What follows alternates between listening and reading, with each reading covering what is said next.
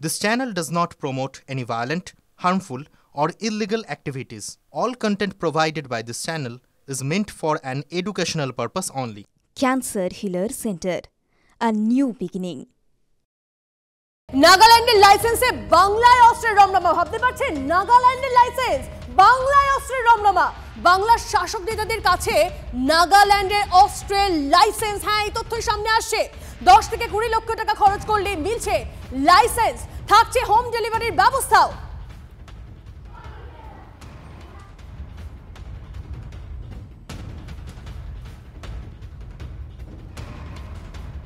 সুজয় আমাদের প্রতিনিধি আমাদের সঙ্গে রয়েছেন। সুজয় থেকে আরো ডিটেইলসে তথ্য নেবে এই বিষয়ে। সুজয়,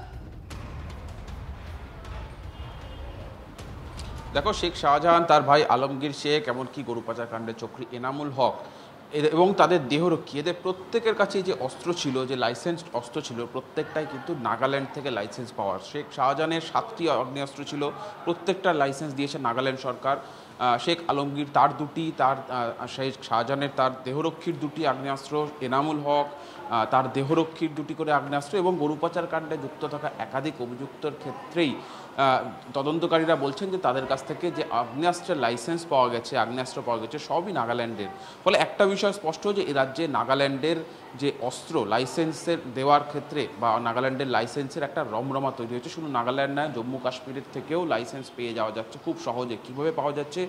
এই শহর কলকাতায় একাধিক দালাল রয়েছে যাদের কাছে 10 থেকে 20 লক্ষ টাকা দিলেই একেবারে বাড়িতে চলে আসছে লাইসেন্স, এবং সেক্ষেত্রে কোনো কিন্তু পরীক্ষা খতিয়ে দেখা হচ্ছে না যে ঠিক কী কারণে, কোনো লাইফ থ্রেট রয়েছে কিনা, কোনো রকম কোনো সম্পত্তি রক্ষার বিষয় রয়েছে না, সেলফ ডিফেন্সের জন্য চাওয়া হচ্ছে না, কিচ্ছু দেখা হচ্ছে না। টাকা দিলেই নাগাল্যান্ডের ভুয়ো ঠিকানায় লাইসেন্স ইস্যু হচ্ছে এবং সেই লাইসেন্স চলে আসছে সরাসরি কলকাতায়, এবং সেই লাইসেন্স দেখিয়েই ডালহৌসি এলাকার যে সমস্ত দোকান রয়েছে, লাইসেন্স দোকান রয়েছে, ডিলার রয়েছে, তাদের কাছ থেকে অস্ত্র নেওয়া হচ্ছে, কার্তুজ নেওয়া হচ্ছে।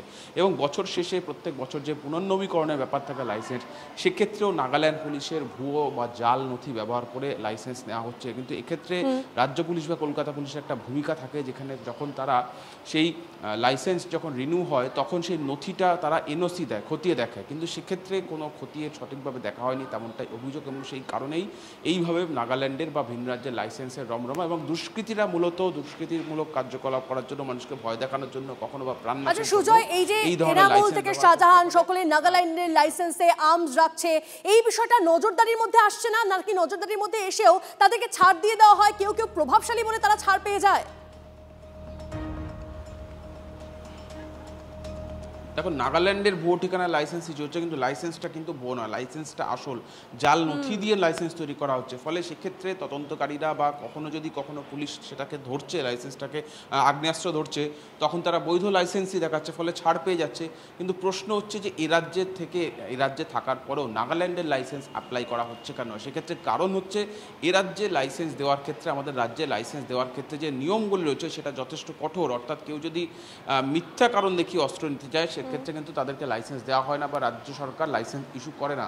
ফলে এই রাজ্যে লাইসেন্স পাওয়ার প্রক্রিয়াটা অনেক কঠিন থাকার জন্যই নাগাল্যান্ড থেকে দ্বিগুণ 3 গুণ টাকার বিনিময়ে লাইসেন্স পাওয়া যাচ্ছে, খুব সহজে পাওয়া যাচ্ছে, কোথাও যেতে হচ্ছে না, বাড়িতে বসে একেবারে হোম ডেলিভারি। শুধু তুমি আমাদের সঙ্গে থাকো প্লিজ। এই মুহূর্তে আমরা প্রাক্তন পুলিশ কর্তা সত্যজিৎ বন্দ্যোপাধ্যায় তার বক্তব্য আপনাদের শোনাবো, এবং তার পাশাপাশি সজল ঘোষ বিজেপি নেতা, তিনি কি বলছেন শুনুন।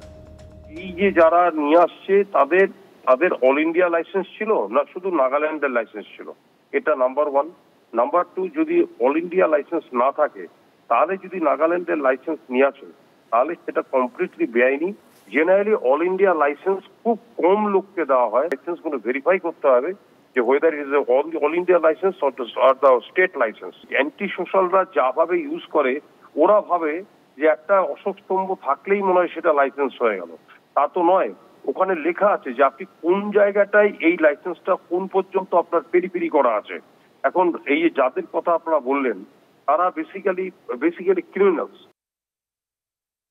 10 লাখ টাকা লাগবে না, হ্যাঁ, তার থেকে অনেক সস্তায় হবে। এখানে তাদের এজেন্টরা আছে, সেই এজেন্টরা এই কাজগুলো করায়, হ্যাঁ, এবং অনেক কমে 10 লাখ টাকার মানে অনেক কমেই এটা অনেক সস্তা।